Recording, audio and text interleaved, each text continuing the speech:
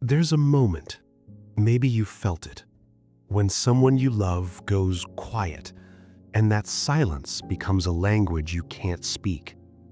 Or they reach for you with warmth, and it feels like trying to read by candlelight. Beautiful, but never quite enough to see clearly. Here's the secret no one whispers. You didn't choose how to love. You inherited it.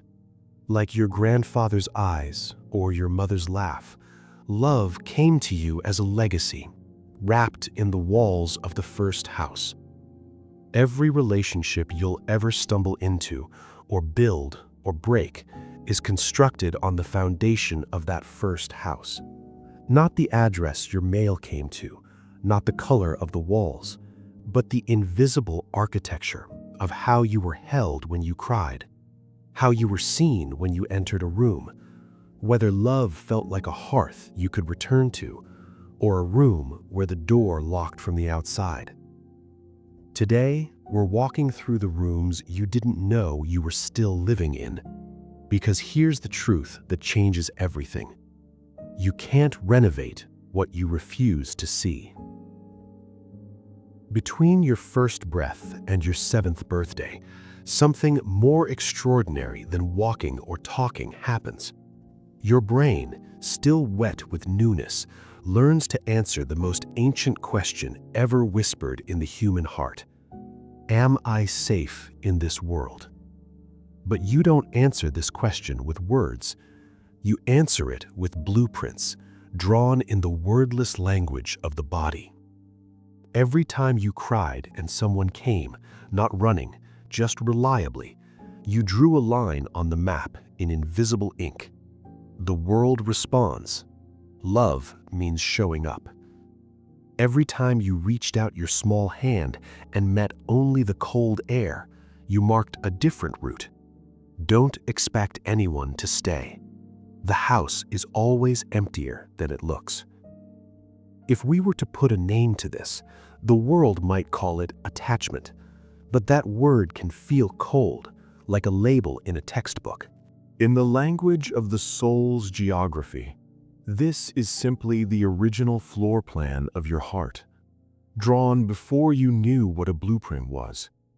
And just like any house built on old ground, you keep adding rooms, relationship after relationship, promise after promise, heartbreak after heartbreak, often without realizing the foundation was never quite level to begin with. So what does your floor plan look like? Is the kitchen, where needs are met, warm and open or cold and locked? Is the bedroom, where intimacy lives, a sanctuary or a danger zone? The architects, your first caregivers, they weren't trying to be perfect. They were just people, carrying their own blueprints, building with the tools they were given. Maybe they built you a fortress where you learned that the world could be trusted. Maybe they built you a maze where love was always around the next corner, but never quite where you stood. Maybe they built you a house with too many exits and not enough doors that locked from the inside. So you learned early that everyone leaves, and the only safety is in leaving first. But here's what matters now. You're the architect now. So let's look at the blueprints. Look at any landscape, and you'll see houses standing on different ground.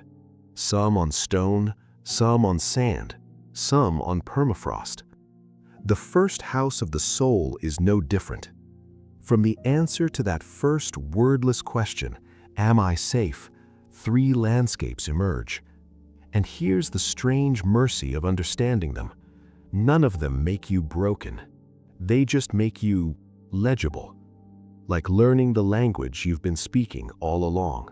If you grew up on the secure foundation, you learned something so rare it's almost mythical. That love doesn't vanish when someone walks out of the room. You cried and someone came. Not always instantly, not always with the perfect words, but reliably enough that something deep in your nervous system learned to whisper, "You're not alone in this. You never were." Now, as an adult, you can ask for what you need without feeling like you're performing surgery on yourself with blunt instruments.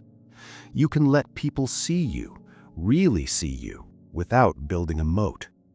When conflict comes, it doesn't feel like the sky falling. It feels like weather, and you know in your bones that storms pass. This doesn't mean you're fearless. It doesn't mean you haven't been hurt. It means when your house shakes, you know it was built to withstand shaking. It means your house has good bones. If you grew up on the anxious foundation, love came, but it came like weather, in a place where the forecasts were always wrong. Some days your caregivers were the sun breaking through, warm, bright, everything you needed. Other days they were fog, thick, confusing, impossible to navigate, and you never knew which was coming. So you learned to scan the sky constantly, reading every facial expression like a meteorologist reads radar, parsing every silence like it was Morse code, because you needed to know, am I safe today? Am I too much right now? Am I enough yet? Look at that. The same posture, the same waiting, the same question asked across decades. Are they coming back? Now, in your adult relationships, you feel like you're always one misstep away from abandonment. You send the second text when there's no reply to the first. You apologize for needing things before you've even named what you need. You mistake intensity for intimacy because the original blueprint whispered a lie. Love is something you have to earn over and over, and even then, it might vanish like smoke. But hear this, you're not needy. You're not too much. You're not the problem. You're just standing on ground that never stopped shaking. And you learned to hold on for dear life, because once upon a time, holding on was how you survived. If you grew up on the Avoidant Foundation, you learned the most brutal lesson a child can learn, that crying doesn't bring anyone, that need is a burden you must never become, that the safest thing you can do in this world is need nothing at all. Maybe your caregivers were cold, icebergs who never learned to melt. Maybe they were simply overwhelmed, drowning in their own survival. Maybe they loved you the best they could, but their blueprint was broken too, passed down through generations like an heirloom no one knew how to repair. What you learned was this: I am alone. I have always been alone. Strength means not needing rescue, because rescue isn't coming. Now, you're the one who pulls away precisely when someone gets close. Not because you don't feel. God, you feel everything, so much that it threatens to drown you.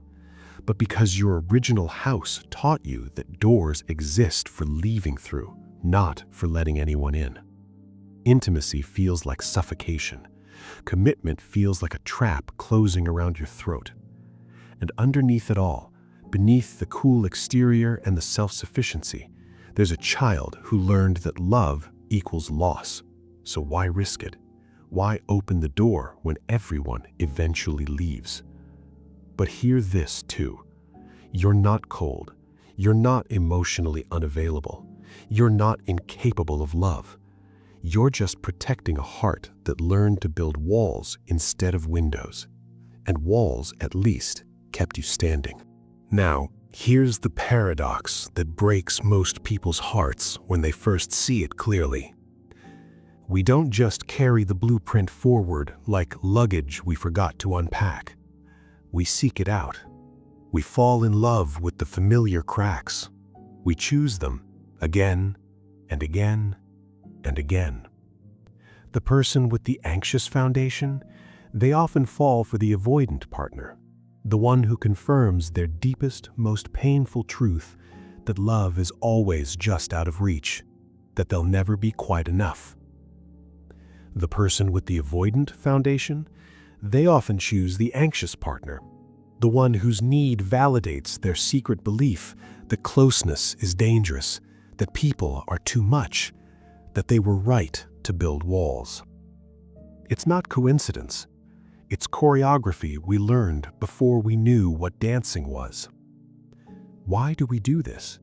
Why do we return to the scene of the crime again and again, as if this time will be different? Because the heart is an archaeologist. It wants to return to the original site, not to admire the ruins, but to excavate them, to dig deeper, to get it right this time. It wants to prove that if we just love hard enough, wait patiently enough, need little enough, become enough, finally, the blueprint will change. Finally, the foundation will become solid. Finally, our caregivers, our partner, will see us and stay. But here's the truth that will set you free if you can bear to hear it. You can't heal the first house by building the second house in its image. You can't fix your childhood by choosing someone who makes you feel like a child again, small, powerless, desperate, invisible. The cracks aren't calling you to repeat them. They're calling you to see them, to witness them, to finally understand that the foundation was never your fault, but the renovation is your responsibility. So how do you renovate a foundation you didn't build? How do you rewrite a blueprint drawn in invisible ink before you could even hold a pencil? It starts with 3 acts of courage. First, you have to walk through the original rooms. Not to live there again, God, not that, but to witness what was. To stand in the doorway and say with your whole heart, "This is where I learned that love means walking on eggshells, that my footsteps were always too loud.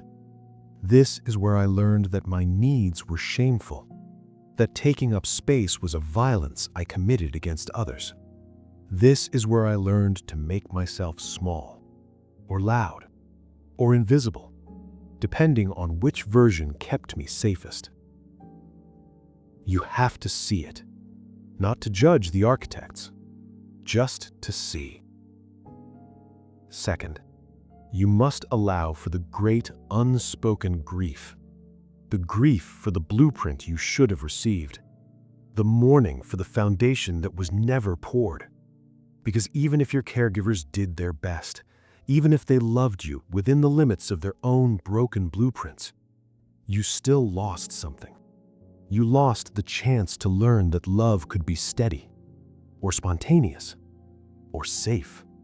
And that loss deserves to be named, to be honored, to be released like birds into the wind.